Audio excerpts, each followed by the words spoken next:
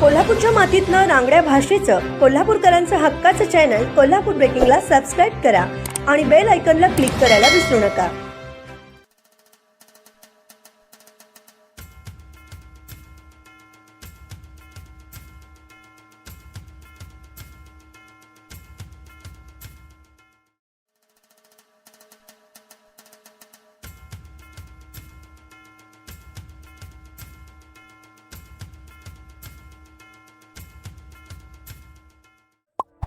तीव्र उन्हाळ्यामुळे ऐतिहासिक कळंबा तलावाची पाणी पातळी कमालीची खालावली असून तलावामध्ये असणारी विहीर आता उघडी पडली आहे। तसेच तलावातील जलचरांना देखील आता जगणं मुश्किल झाले। तलावातील काही कासव तलावाच्या बाहेर येत आहेत, तर अनेक ठिकाणी मासे मृत्युमुखी पडल्याचं आढळून आले। यामुळे आता पावसाची नितांत गरज आहे। शिवाय तलाव कोरडा पडल्यामुळे कळंबा गावाला देखील पाणी टंचाईचा प्रश्न भेडसावत आहे। यामुळे सुरू असलेल्या यात्रेनिमित्त ग्रामदैवत श्री महालक्ष्मी अंबाबाईकडे कळंब्याच्या सरपंच सुमन गुरव यांनी पाऊस लवकर पडू देत आणि दुष्काळाचे संकट दूर होऊ देत अशी प्रार्थना केली आहे।